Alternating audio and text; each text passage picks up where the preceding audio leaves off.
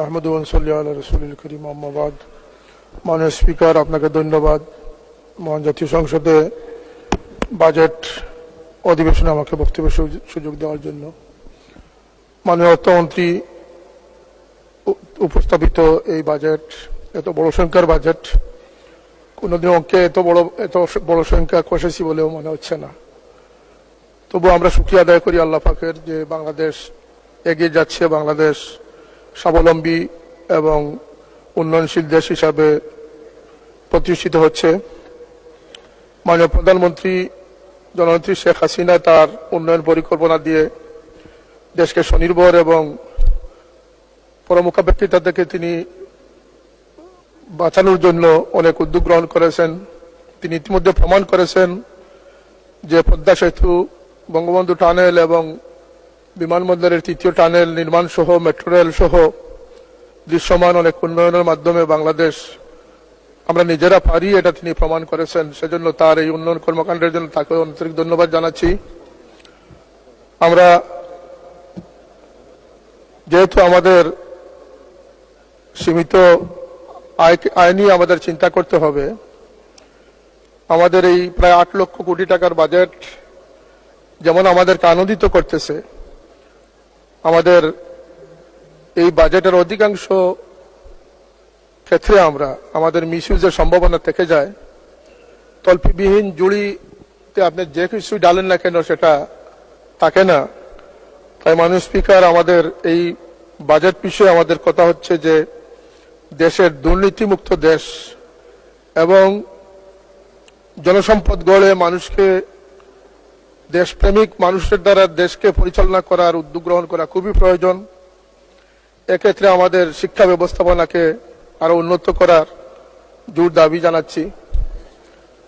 যেখানে মরালিটি, মানবতা থাকবে না, সেখানে কোনো বড় বাজেট দিয়ে কোনো জাতিকে উন্নয়নশীল জাতি হিসাবে প্রমাণ করা সম্ভব হবে না। ইতিমধ্যে আমরা বুঝতে পেরেছি আমাদের অর্থ সংকটের চেয়ে আমাদের আন্তরিকতার অভাব বেশি রয়েছে। বাংলাদেশে যে বড় অঙ্কের বাজেট বাংলাদেশে নেওয়া হয়েছে, যদি এটা পুঙ্খানুপুঙ্খ রূপে বাস্তবায়িত হয়, এদেশের জনগণের দুর্ভোগ এবং সমস্যা আসলে থাকবে না বলে আমরা মনে করি। তো সমস্যা হচ্ছে যে আমাদের দেশে যারা দুর্নীতি দমন করবেন তাদেরকে দুর্নীতিমুক্ত করাটাই আমাদের সবচেয়ে বড় চ্যালেঞ্জ হয়ে দাঁড়িয়েছে। কথায় আছে না, আমরা জানি যে কুইনাইন জ্বর সরাবে, কিন্তু কুইনাইন সরাবে কে?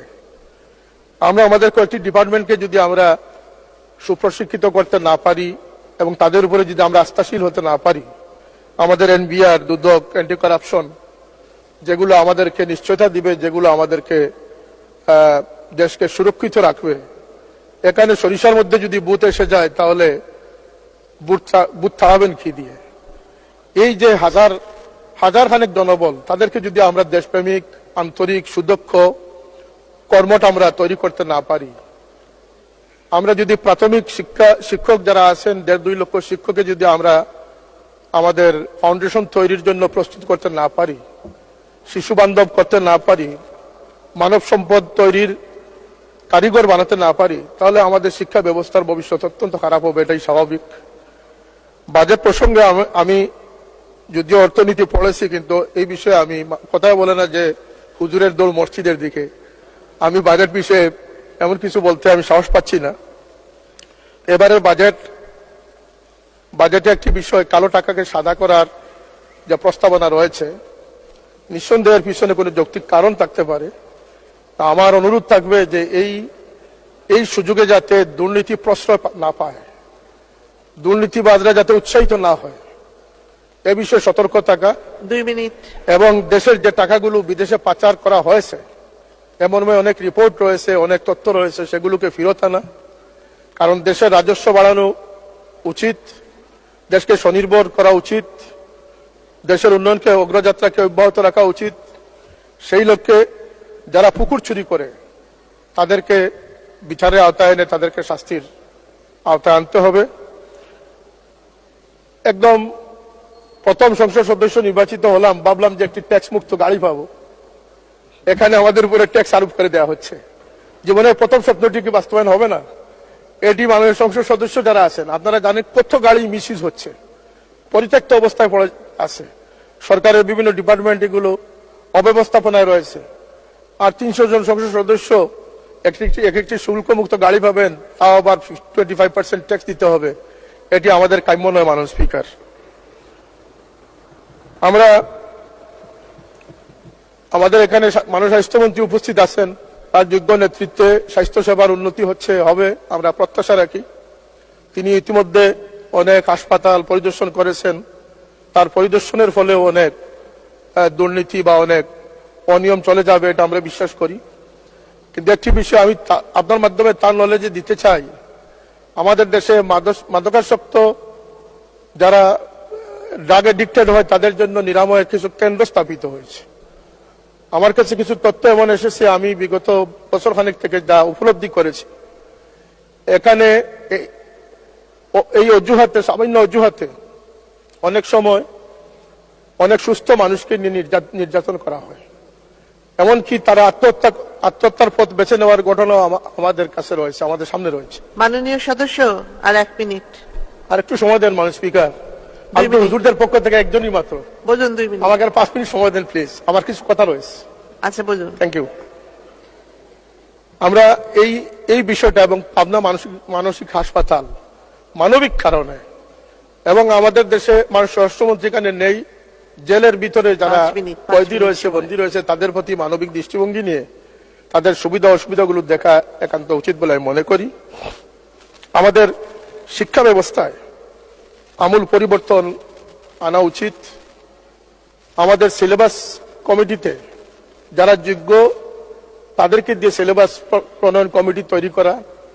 এক্ষেত্রে আপনারা আশ্চর্য হবেন যে মাদ্রাসা শিক্ষা বোর্ড একটি বৃহৎ শিক্ষা বোর্ড, যেখানে আলিম তৈরি হচ্ছে, এবং যে আলিমরা আজকে সকলেরই বাবা মা আত্মীয় স্বজনের জানাজায় ইমামতি করতেছে, দোয়া মোনাজাত করতেছে, কিন্তু সেই সিলেবাস প্রণয়নে যোগ্য আলিমদের অনুপস্থিতির কারণে মাদ্রাসার ক্লাসে তবদুল তবলা বাজানোর মতো বই ম্যান্ডেটরি করে দেওয়া হয়েছে। এটি দুঃখজনক মাননীয় স্পিকার। আল্লাহ নবী সাল্লাল্লাহু আলাইহি ওয়াসাল্লাম বলেছেন যে আউয়ালু মা তাগান্নাসা ইবলিস, এই বাদ্যযন্ত্র হচ্ছে ইবলিস থেকে প্রতিষ্ঠিত। এখানে মাদ্রাসার স্বাতন্ত্র্য রক্ষা করা উচিত। আমি বলবো স্কুল কলেজ ইউনিভার্সিটির সিলেবাসেও যারা দেশপ্রেমিক এবং যারা শিক্ষাবিদ তাদের অংশগ্রহণে সিলেবাস তৈরি করা সময়ের দাবি।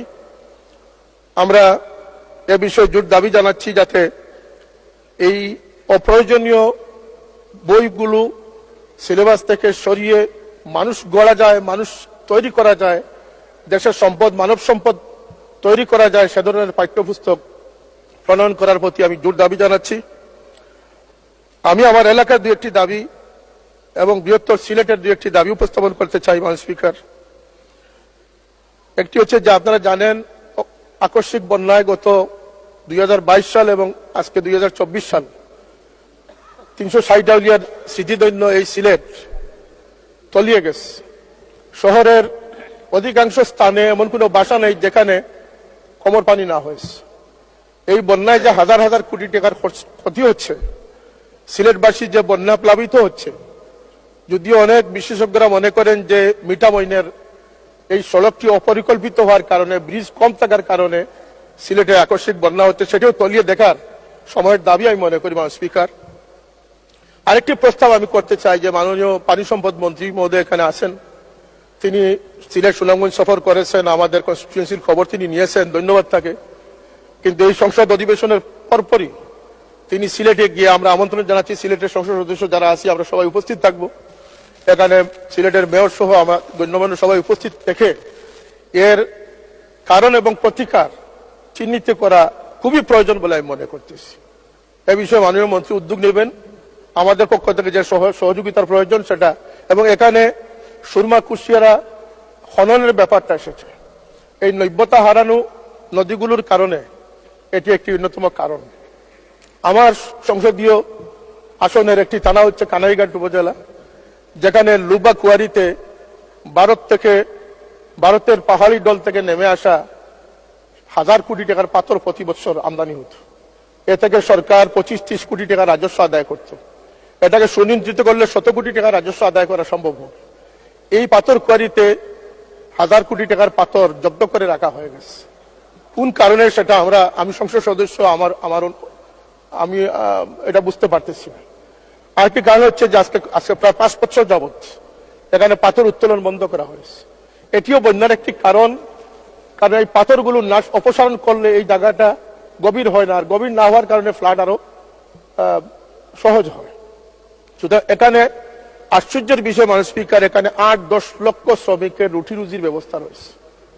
আমরা জনবান্ধব হিসাবে, জনগণের প্রতিনিধি হিসাবে আমাদের দাবি থাকবে যে আমার 8 লক্ষ মানুষের কর্মসংস্থান কি কারণে বন্ধ? এটা তো প্রাকৃতিক সম্পদ, এটা আপনি না উঠালে আর আসবে না। এটা প্রতি বছর আপনি অপসারণ করলে তারপরে এই শূন্যস্থানটা পূরণ হবে। এটি একটি সহজ হিসাব, সহজ ইকোনমি। এটা কি কারণে বন্ধ আমরা সেটা জানি না, এটার ব্যাখ্যা আমরা জানতে চাই। এই দাবি। আরেকটি দাবি হচ্ছে আমার দক্ষিণ খানাইঘাটে বন্যায় যে সমস্ত বাড়িঘর ক্ষতিগ্রস্ত হয়েছে, আমি নিজ চোখে দেখে এসেছি। আর 1 মিনিট শেষ করবেন। আমি নিজের চোখে দেখে এসেছি স্পিকার, এই পানি উন্নয়ন বোর্ড কুষ্টিয়াতে যে ডাইক নির্মাণ করেছিল, এই ডাইকগুলো অতি দুর্বল। এই নদীর এলাকাবাসী যারা আছেন নদীর পার্শ্ববর্তী, তারা রাত্রে পাহারা দেয়, তারা মাইকিং করে ব্যবস্থা রাখে, কখন জানি ডাইক ভেঙে যাবে। কিছু বাড়িঘর আছে যেগুলোকে নিশ্চিহ্ন করে ফেলেছে, এগুলোকে আমাদের পুনর্বাসন করতে হবে। আমি টিন এবং গড় নির্মাণের জন্য, এই পুনর্বাসনের জন্য বিশেষ বরাদ্দ কামনা করতেছি। আমার শেওলা জকিগঞ্জ রাস্তা এবং সিলেট কানাইঘাট শেখ বুরহানুদ্দিন সড়ক, দুটি সড়ক নিয়ে আমি প্রায় বেহায়ার অবস্থায় চলে গেছি। আমি বারবার এটা সম্পর্কে তাগিদ দিতেছি, কিন্তু জনগণের দুর্ভোগ কমতেছে না। এদিকে আমি অনুরোধ করবো যে এটা সড়ক জনপথে নিয়ে, এটা এলজিডি থেকে সড়ক জনপথে নেওয়ার ব্যবস্থা করার জন্য আমি ওদের আহ্বান জানাচ্ছি। স্পিকার, যেহেতু আমার সময় নেই, আমার আর কিছু কথা বলার ছিল, তবুও আমরা